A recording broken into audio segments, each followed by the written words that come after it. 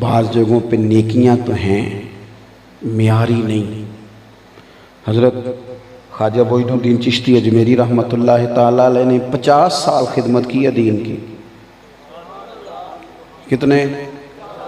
بول کے بتائیے۔ یہ حضرت بابا فرید صاحب رحمۃ اللہ علیہ نے 20 سال دین کا کام کیا،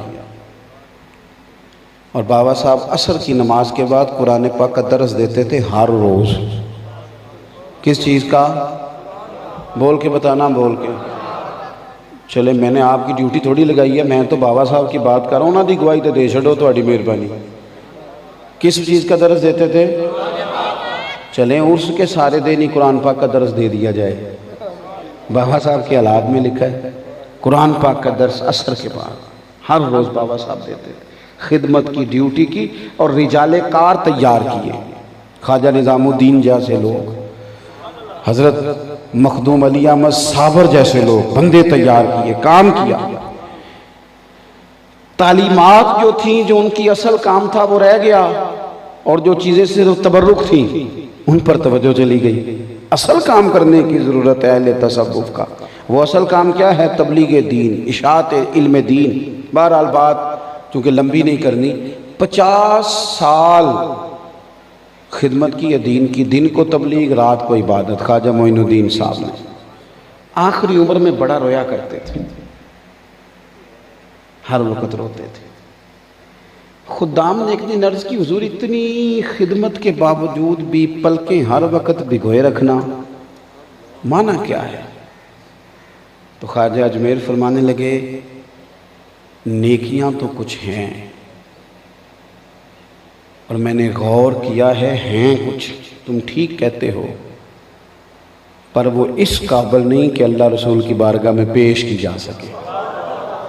وہ جو معیار ان کا ہونا چاہیے نا، وہ معیار ان کا جو ہونا چاہیے، یعنی میرے جیسے بندے نے بڑا سفر کیا، بڑی بات کی، پھر نعرے بھی لگوا لیے، پھر جناب اس نے لنگر بھی کھا لیے، پھر جناب اس نے پروٹوکول بھی لے لیا، تو تھی تو صحیح کوئی خیر اس میں، لیکن بعض اوقات وہ چیز اس معیار کی نہ رہی جو اس کا اصل معیار ہے۔ میں کئی دفعہ دعوت دینے والوں سے بھی کہتا ہوں، اچھی برانڈ سمجھ کے نہ بلانا۔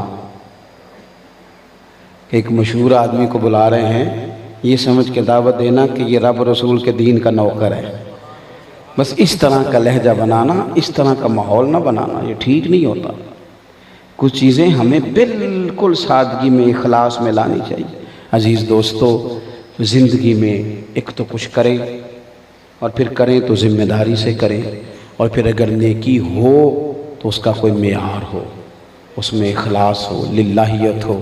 پھر دعا کرتا ہوں اللہ تعالی ہمارے بھائی کی والدہ اور ان کے بھائی کی کامل مغفرت کرے، ہمارے یہاں جمع ہونے کو اپنی بارگاہ میں قبول فرمائے۔ آخر دعوانا ان الحمدللہ۔ اللہم صلی علی سیدنا مولانا محمد وآلہ وبارک وسلم۔ اللہ تعالی ہماری حاضری قبول فرما، ہمارے گناہ معاف فرما، ہمارے گناہ معاف فرما، صغائر کبائر معاف فرما، ظاہری پوشیدہ معاف فرما، چھوٹے بڑے معاف فرما، ہمیں اپنی غلطیوں کا احساس عطا فرما۔ جب ہم خیر کرنے لگیں تو ہماری مدد فرما، بھولنے بھٹکنے لگیں تو حق پہ استقامت عطا فرما۔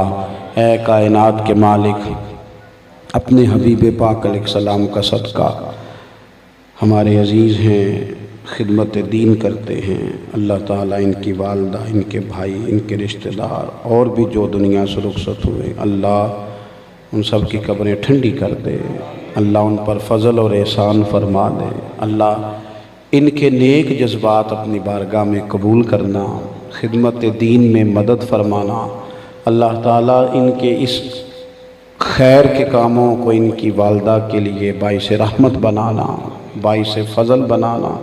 اللہ تعالی ہم سب کے رشتہ داروں میں، ماں باپ میں، عزیزوں میں جو دنیا سے گئے، سب کی قبریں ٹھنڈی اور روشن فرما۔ اللہ ہمارا خاتمہ ایمان پہ فرما، اللہ دنیا اور آخرت میں ہماری پردہ پوشی فرما، اخلاص کی دولت عطا فرما، امت کی خیر فرما، پاکستان پر فضل فرما۔